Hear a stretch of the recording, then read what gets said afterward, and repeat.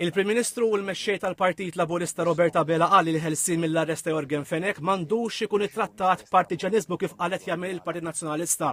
Intervistat minn 3 ġurnalisti fuq l-istazzjon tal-Partit Laburista l-Prim Ministru għamilha ċara li l-Gvern m'għandux x'jaqsam xejn mad-deċiżjoni tal-qorti kriminali sabiex Fenek akkużat li huwa l-mandant fil-qtil ta' Defni Caruana Galizja inħeles mill-arrest. Waqt li refera l-kundizzjonijiet li imponit il-qorti fuq Fenek, il-Prim Ministru spjega dan il-każ, l-Avukat Ġenerali oġġezzjonata iktar minn darba l-ħelsi mill-arrest ta' Fenek. Tenna li l-Avukat Ġenerali hija lesta li tmur għall-ġuri iżda din deċiżjoni hija tal-qorti. Dwar dolmin fil-qorti Dr. Abela qal li l-Gvern għadu tal-fehma li l-kompilazzjoni tal-provi għandha tingħalaq f'sena biex kemm jista' jkun jonqos iż-żmien ta' stennija. Fuq ir-riforma tal-inkjesti maġisterjali, Prim Ministru qal din l-għodda ġudizzjarja m'għandix tibqa' tintuża biex xi kliemu tkisser lin-nies innoċenti. Hawnhekk sema diversi persuni li skontu qed jiffaċċjaw akkużi kriminali għal xejn fosthom l-eks ministri Chris Fern u Edward Cicluna. Ir-rimarka li ma jistax ikun li iktar nies u negozji jispiċċaw suġġett tal-inkjesta maġisterjali minħabba artikli illi jidru fil-gazzetti jew f'portals tal-aħbarijiet. Għamilha ċara din ir-riforma u tnaqqas l-ebda jett għall-aċċess tal-ġustizzja.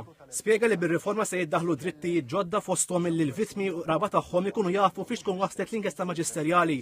Se jmidel ukoll għal il-Prim Ministru il-mod illi bih inħattru l-esperti tal-qorti għax qal li ma jistax ikun li jkollok esperti li tħallsu 240 euro fis-sija u ma jridux jiġu f'Malta. Hawnhekk jirrefera l-inkjesta Vajti li soqal il-pajjiż sparpalja 11 miljun euro għal din l-inkjesta illi minflok dawn il-flus setet inbniet skola ġdida. Tenna l-fiduċja tiegħu fil-Kummissar tal-Pulizija l-Avukat Ġenerali li qal jiġu attakkati minn qdiet li jsejħu nfushom bħala soċjetà ċivili.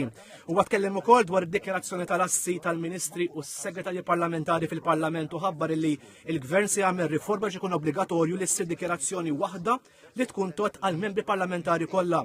Rimarka li se jarraf il-Kummissarju għall-Standards din ir-riforma li għalja maqsuba biex issaħħaħ trasparenza u l-governanza.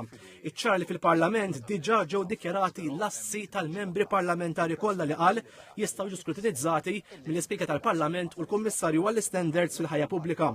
Fuq il-kwistjoni bejn il-Gvern u l-MAM, Dr. Abela qal li l-Gvern alloka 14 miljun euro sabiex tonqos il-lista ta' stennija għal pazjenti fosthom bl-outsourcing tas-servizz tal-emerġenza u esprima ruħu fiduċjuż li se jintlaħaq qbil bejn iż-żewġ naħat.